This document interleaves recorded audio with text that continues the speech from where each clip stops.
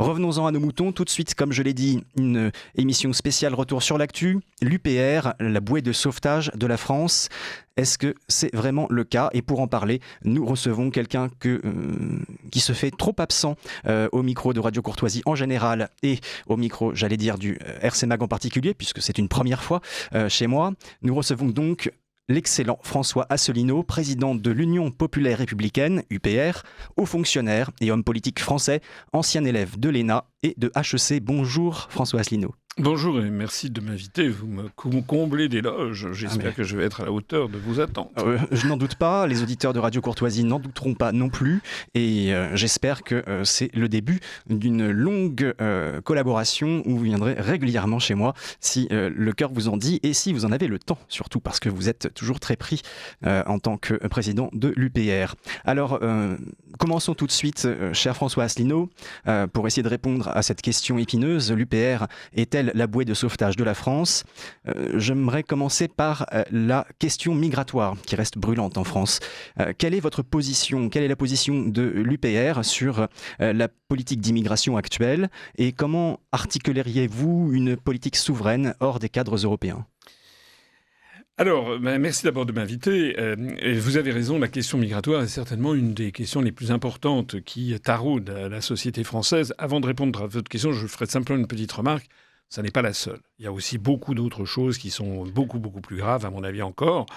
C'est la question, en ce moment, de la guerre et de la paix. C'est la Troisième Guerre mondiale.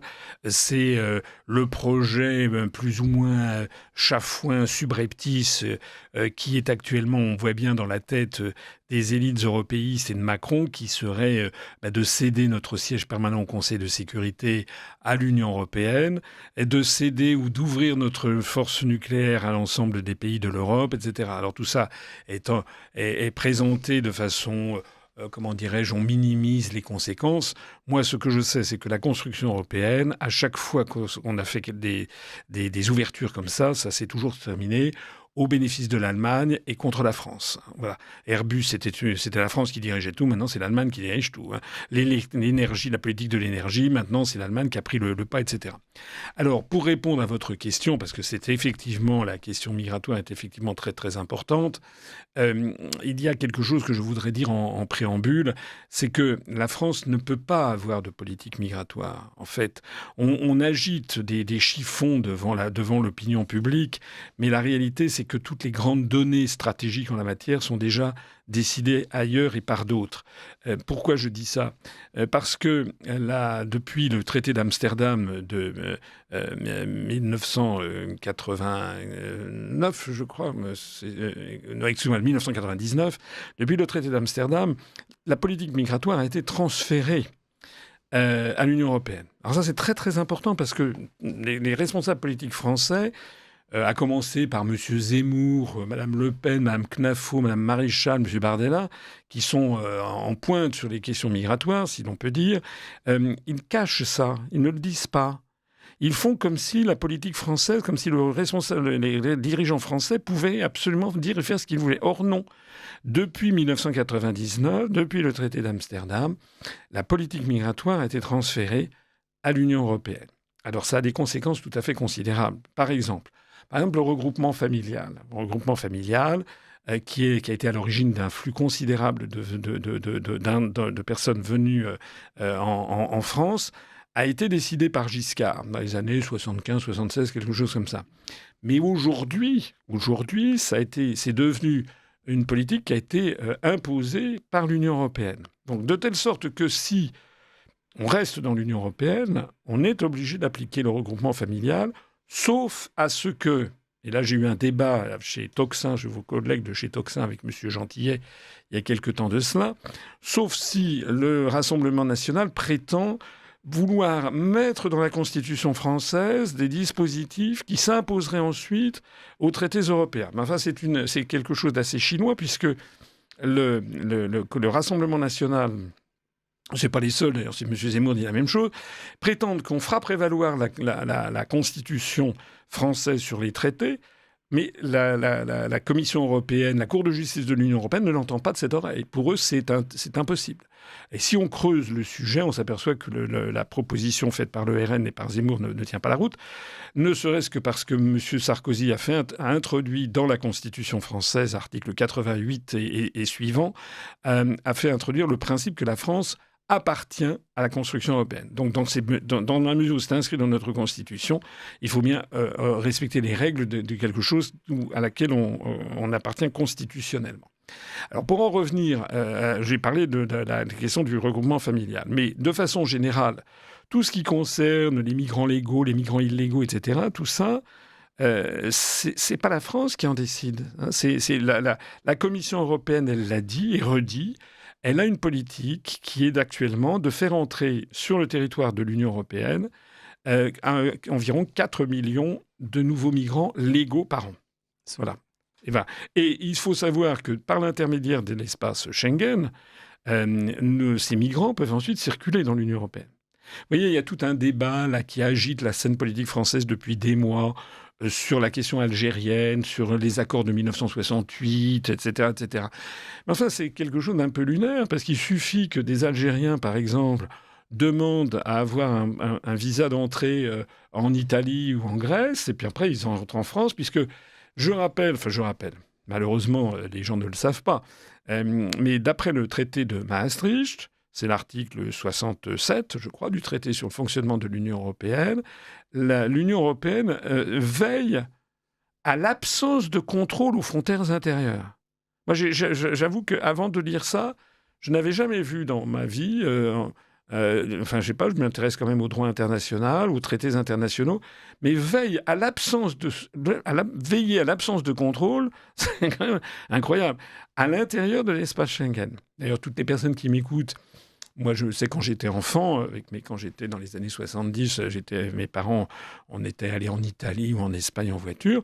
On présentait des passeports au passage à Vintimille ou bien à Hendaye avant d'entrer sur le territoire italien ou sur le territoire espagnol. Maintenant, si vous passez là, il n'y a plus rien. Tout a été retiré. Il n'y a plus aucun contrôle, il n'y a rien. C'est une obligation légale. Et par un traité international, on n'a pas à faire de contrôle aux frontières.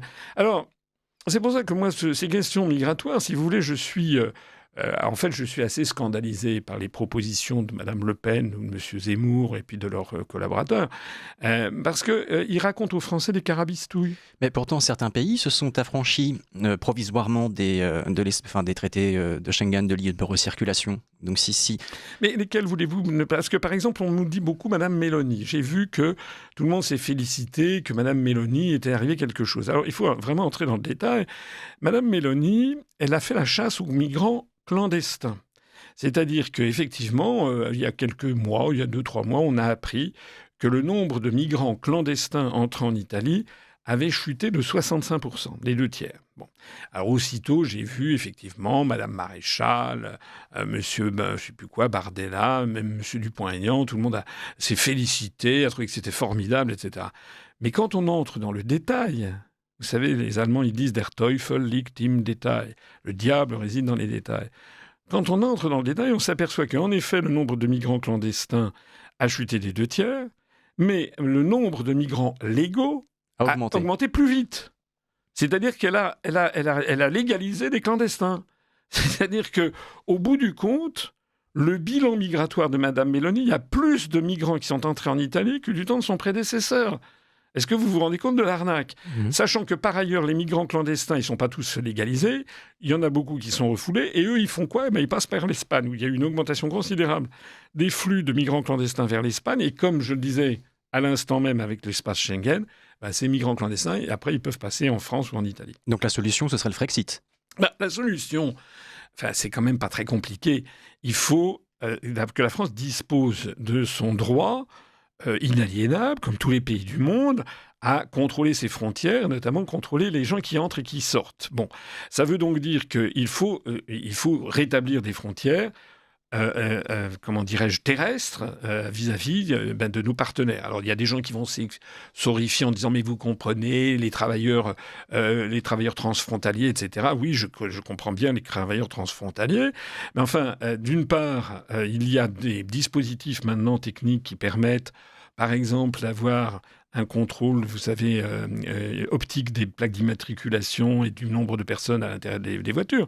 Donc on peut trouver maintenant des procédures comme ça. D'autre part, quand il y a un contrôle aux frontières, c'est pas toujours, si vous voulez, c'est pas le franchissement du mur de Berlin. Je citais tout à l'heure, quand j'étais enfant, dans les années 70, quand avec mes parents on allait en vacances en Italie, je me rappelle très bien qu'au passage de la frontière après Menton et avant Vintimille, de temps en temps, il y avait le douanier qui vérifiait, qui faisait ouvrir le coffre, qui regardait le nombre de personnes qu'il y avait dans la voiture. Et de temps en temps, non. De temps en temps, il laissait passer sans regarder. C'était un peu des contrôles aléatoires. L'important, c'est qu'il y ait déjà un contrôle. Parce qu'il y a par ailleurs des informations. On peut avoir des systèmes d'information, de savoir s'il y a une filière qui est en train de se monter ou autre chose. Mmh. Donc on peut faciliter quand même la vie quotidienne des gens, même pour les travailleurs transfrontaliers. Donc ça, c'est le premier point.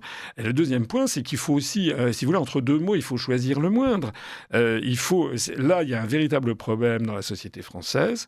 Et moi, vous ne trouverez jamais chez moi la moindre trace de racisme, d'antisémitisme, je ne suis pas islamophobe, etc. Certains d'ailleurs me le reprochent. Mais moi, je suis démocrate et je considère que lorsque vous avez 75 à 80% de la population qui considère qu'il y a trop d'immigrés maintenant en France, eh bien, il faut arrêter. Voilà, parce que sinon, c'est en train de déraper. Je permets d'ailleurs aussi, au passage d'ailleurs, de souligner que dans l'UPR que j'ai créé, il y a beaucoup de Français d'origine étrangère, d'origine immigrée, et contrairement à ce que certains peuvent imaginer, il y a beaucoup de Français d'origine maghrébine, par exemple, depuis 20 ans, 30 ans. Et qui font partie des 80% qui sont contre l'immigration. Absolument, et qui trouvent qu'ils ne comprennent pas le laxisme dont fait preuve la France. C'est d'ailleurs tellement vrai ce que je dis que regardez ce qu'ont fait les Britanniques. Ils avaient mis comme personnel, vous savez, comme ministre de l'Intérieur, des personnes issues de l'immigration qui étaient les premières sévères. Et d'ailleurs, moi, il y a quelque chose que je ne comprends pas non plus, si vous voulez, c'est la politique de M. Retailleau qui consiste à faire des moulins, à agiter des moulinets comme ça dans la presse, à attaquer l'Algérie, etc. Moi, je trouve ça moche. C'est pas comme ça qu'on gère un État. Un État, ça se gère, ce genre de difficultés, ça se gère en silence. Et ça, la meilleure façon de se mettre à dos les Algériens, qui sont un peuple et des dirigeants extrêmement susceptibles, c'est de faire comme ça. Donc moi, je serais à la place de Retailleau. Alors évidemment, ça serait sans doute moins politicard, mais je ne parlerai pas en public. En revanche, je recevrai, avec éventuellement le président de la République et le Premier ministre, je recevrai des dirigeants algériens, on les rencontrerait. Et puis on mettrait les cartes sur table. Moi, il y a quelque chose, par exemple, que j'aimerais qu'on dise aux Algériens, c'est est-ce que eux, ils toléreraient que lorsqu'il y a par exemple, je ne sais pas, un Nigérien qui commet des crimes en Algérie, qu'il renvoie au Niger, est-ce qu'il tolérerait que le Niger refuse de les reprendre ? Parce que quand on voit la politique migratoire, il faut toujours... Moi, j'aime bien être dans le détail. Mais les Algériens, il faut respecter l'Algérie, c'est un grand pays, c'est maintenant le plus grand pays d'Afrique d'ailleurs. C'est un pays avec lequel on a des relations léguées par l'histoire, qui sont des relations qui sont à la fois de haine et d'amour, de proximité et de rejet réciproque. C'est pas très raisonnable, il faut essayer de calmer le jeu. Mais moi, je pense qu'il faut dire les choses franchement et de dire aux Algériens, vous avez une politique extrêmement sévère vis-à-vis des migrants venus du Mali, du Niger, etc. Donc, expliquez-nous comment vous faites et comment nous, on devrait faire. Hein, voilà, il faut faire preuve d'un petit peu de finesse parce que là, on a quoi ? On a des gens, on a M. Bayrou qui a dit c'est inacceptable, mais en fait, il accepte le truc. C'est pas acceptable que la France... et des assassins, un type qui a été frappé d'une OQTF à 10 reprises et qui n'ait pas pu être repris par son pays d'origine. Alors, c'est pour ça d'ailleurs que je pense que tout ne doit pas forcément... Si on a affaire à la mauvaise volonté d'un pays d'origine, on peut entrer dans une partie de bras de fer, mais je pense qu'il faut que la France, elle ait aussi des mesures coercitives qui s'adressent directement à ceux qui violent ces lois. Par exemple, quelqu'un qui est un OQTF, moi je serais d'avis que... si quelqu'un est frappé d'une obligation de quitter le territoire français, et puis qu'il ne la respecte pas, qu'on le récupère un mois après, on lui fait une deuxième obligation de sortie, mais on lui dit que c'est la deuxième et dernière fois. Et s'il est de nouveau repris, à ce moment-là, eh bien, on l'envoie dans un camp de travail ou dans un camp de je ne sais pas quoi. Un bagne ? Vous voulez dire le bagne, par exemple ? Non, mais il faut vraiment... Parce que, vous savez, les choses... Il faut faire preuve d'un acte de fermeté. Regardez ce qu'a fait Donald Trump. Lorsque Donald Trump est arrivé à la Maison-Blanche, vous avez vu ce qu'il a fait le lendemain ou le surlendemain qu'il est arrivé à la Maison-Blanche? Il a envoyé la garde nationale, les soldats, le long du Rio Grande. Le nombre de migrants clandestins s'est effondré des 2/3 en 2 jours. Parce que c'est un monde, vous savez, où il y a beaucoup de téléphones arabes, sans mauvais jeu de mots. Les gens se parlent dans le monde de la migration. Les gens, ils savent, tiens, là, c'est facile, là, c'est pas facile. Donc, il y a aussi quelque chose qu'il faut des messages qu'il faut montrer. Voilà. On peut envisager plein de choses avec des migrants clandestins. On peut les envoyer peut-être dans des, dans des entreprises travaillant à l'étranger dans les pays musulmans. Ils sont les expulser, je ne sais pas. Alors, il y a certainement des choses à trouver sur ce sujet. Puis il y a aussi quelque chose, et je note, moi je n'ai jamais vu qui que ce soit qui en parle, enfin pas beaucoup en tout cas, M. Retailleau n'en parle pas, c'est qu'en France nous avons toute une série d'associations d'aide aux migrants alors moi je suis de tradition chrétienne, je suis pour la charité chrétienne, quelqu'un qui est dans le besoin, quelle que soit sa couleur de peau, etc., on ne peut pas laisser quelqu'un dans la rue. Malheureusement, il y en a d'ailleurs de plus en plus. Trop, oui. C'est affreux. Ça, c'est un autre sujet. Mais ça, c'est une chose. C'en est une autre lorsqu'on a des associations qui sont financées par fonds publics et par le contribuable et qui, là, vont beaucoup plus loin que le rôle de simple charité chrétienne. Ils vont jusqu'à donner des conseils et à payer des avocats pour aider le migrant en question à contourner la loi française en connaissant toutes les astuces. Comprenez, si vous avez un migrant qui arrive du Sri Lanka ou du Bangladesh ou du Mali, et qui parle parfois à peine français, même pas du tout, il ne sait pas comment il faut faire. Vous avez des associations sur fonds publics qui mettent à disposition un avocat pour lui dire « Là, vous avez été frappé d'une OQTF, mais on va faire en sorte que ça ne puisse pas, donc vous allez avoir un avocat. » Et puis, il y a des failles, il y a des trous dans le filet de ça. Et donc, en fait, ces associations sont payées par fonds publics, par le contribuable, pour aider des migrants à contourner la loi. Ah, ça, c'est pas possible. C'est vraiment scandaleux. Donc vous voyez, il y a tout un panel de mesures qui sont à prendre, mais fondamentalement et en première analyse, la première chose, c'est se soustraire à la politique décidée par la Commission européenne avec ses 4 millions de migrants par an supplémentaires dans l'espace Schengen. Très bien. Alors, en quelques mots, à l'approche des prochaines échéances électorales, quel message adressez-vous aux auditeurs de Radio Courtoisie qui pourraient être tentés par d'autres mouvements que le vôtre ? Alors, c'était extrêmement difficile parce que les gens, quand on parle des élections, les gens souvent ont des idées préconçues et c'est difficile de faire changer. Lorsque, par exemple, des gens ont voté depuis toute éternité dans leur famille ou eux-mêmes pour un parti politique, ils ont tendance à toujours voter pour le même. Moi, je vois dans Paris ou dans un certain nombre d'endroits, maintenant je suis de plus en plus reconnu dans la rue. Il y a aussi beaucoup de Français qui ne me connaissent pas encore, mais il y a quand même de plus en plus de gens qui me connaissent. Et toujours, les gens sont très très gentils qui viennent me voir. Il y a des gens dans Paris, « Ah, monsieur Asselineau, est-ce que je peux faire un selfie? Je vous adore, je regarde toutes vos vidéos, c'est vous qui avez raison, etc. etc. » Bon. Et puis, à un moment dans ce genre de conversation, je repère tout de suite, très très vite, si vous voulez, quelqu'un qui a voté pour moi me le dit très vite. Il me dit, dès les 30 premières secondes, mais d'ailleurs, j'ai voté pour vous. Quelqu'un qui ne me le dit pas, je sais qu'il n'a pas voté pour moi. Donc, il vient me dire que je suis formidable, que je dis des choses très, très bien, mais il n'a pas voté pour moi. Donc, moi, quand ce genre de choses se passe, je fais les photos, etc. Et puis, je dis, mais est-ce que vous avez voté pour moi? Eh bien, bingo. Et les gens me disent non. Et dans une proportion qui est considérable. C'est-à-dire que à peu près sur 10 personnes qui viennent me voir, il y en a à peu près 8 à 9 qui n'ont pas voté pour moi. C'est énorme. Alors je leur dis, mais pourquoi vous n'avez pas voté pour moi? Et résultat, ah mais non, moi j'ai toujours voté à gauche, donc j'ai voté pour les européennes, j'ai voté pour Manon Aubry.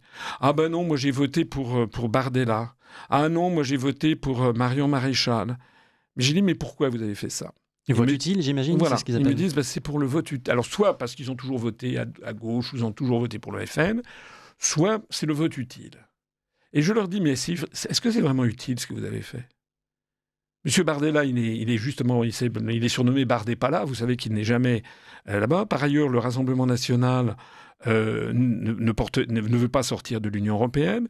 Monsieur Bardella, il est allé banqueter avec Zelensky. Vous savez, le RN est complètement aligné sur le narratif pro-Zelensky, pro-Ukraine.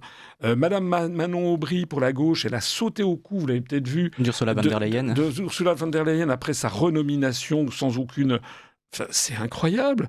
Et donc je leur dis, le résultat concret de votre vote, c'est que il n'y a aucun député français qui puisse porter la parole du Frexit.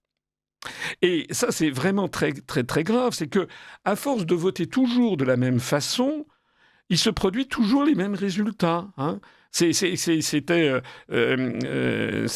Rita Mae Brown, qui est une essayiste américaine, qui a dit cette phrase qui est parfois attribuée à Einstein, mais ce n'est pas lui, c'est d'elle, qui a dit la folie consiste à faire encore et encore et encore la même chose et à en attendre des résultats différents. C'est-à-dire que je m'adresse ici à toutes les personnes qui se disent « Ah ben, je vais voter pour un tel ou un tel, Madame Le Pen ou Monsieur Zemmour. » bon. Mais il se produira en 2027 la même chose. C'est-à-dire que, je suis désolé, la famille Le Pen, ça doit être la 9e fois qu'on va avoir un candidat de la famille Le Pen et il se passera la même chose. Je rappelle que les résultats à l'élection présidentielle de 2022, Madame Le Pen avait certes progressé, mais il y avait encore plus de 5 millions de voix favorables à Macron contre Madame Le Pen. Alors, justement, pour bien convaincre les auditeurs de Radio Courtoisie qui ne l'auraient pas été encore au terme de cet entretien, qu'est-ce que, si vous deviez citer une priorité absolue pour la France en 2025, quelle serait-elle ? Il y en a tellement de priorités, si vous voulez. Il y a tellement de priorités. J'hésite à vous le dire parce que je pense que il y a des sujets immensément urgents à prendre tout de suite. Il faut rétablir les contrôles aux frontières, arrêter avec la politique migratoire. 2, ça c'est quelque chose qui me préoccupe, même si ça ne préoccupe pas forcément le grand public, c'est que Macron, qui est en roue libre, Macron risque de brader notre siège au Conseil de sécurité des Nations Unies et de brader notre force nucléaire. C'est le traité d'Aix-la-Chapelle, c'est ça ? Oui, c'était déjà le traité d'Aix-la-Chapelle, il allait dans cette direction. Et là, j'insiste, certes, ce ne sont pas des sujets grand public, mais c'est ce qui fait que la France est encore une grande puissance. Et parce que si vous laissiez un jour la France, elle cède son siège au Conseil de sécurité, par exemple, à l'Union européenne, c'est-à-dire au bout du compte à l'Allemagne, parce que l'Allemagne finit toujours par récupérer, ou pareil pour la force nucléaire, ça sera terminé. On ne pourra plus jamais revenir dessus. C'est-à-dire que ce sont des joyaux de notre patrimoine national qui risquent d'être bradés. Donc moi, personnellement, je milite pour ça depuis 2018. Je trouve que tous les opposants à Macron, les vrais, devrait lancer la procédure de destitution. Voilà. Alors je note que le Rassemblement national a encore servi la soupe. Le Rassemblement national, Madame Le Pen et M. Bardella ont empêché la destitution de Macron. Ils ont empêché la censure de Bayrou. Ils ont accepté la nomination de Ferrand au Conseil constitutionnel pendant 9 ans, c'est-à-dire pendant 7 ans après le départ de Macron, il sera là. C'est-à-dire qu'en fait, moi je dis, les gens qui m'écoutent, puisque vous posiez pour qui ils doivent voter, non pas en fonction de ce qu'ils ont fait, mais justement, ils doivent se dire, cette fois-ci, je vais changer et je vais voter pour quelqu'un que je sens. Et je pense qu'il y a de plus en plus de gens qui sentent que je suis quelqu'un d'honnête et qui connaît ces dossiers. Ce sera le mot de la fin. Merci infiniment François Asselineau, président de l'Union populaire républicaine UPR, haut fonctionnaire, homme politique français, ancien élève de l'ENA et de HEC pour cet entretien sur la bouée de sauvetage de la France, à savoir l'UPR. À très bientôt, chers auditeurs, au micro du RC Mag. Cher François Asselineau, à très bientôt, chers auditeurs, pour une nouvelle émission, mercredi prochain.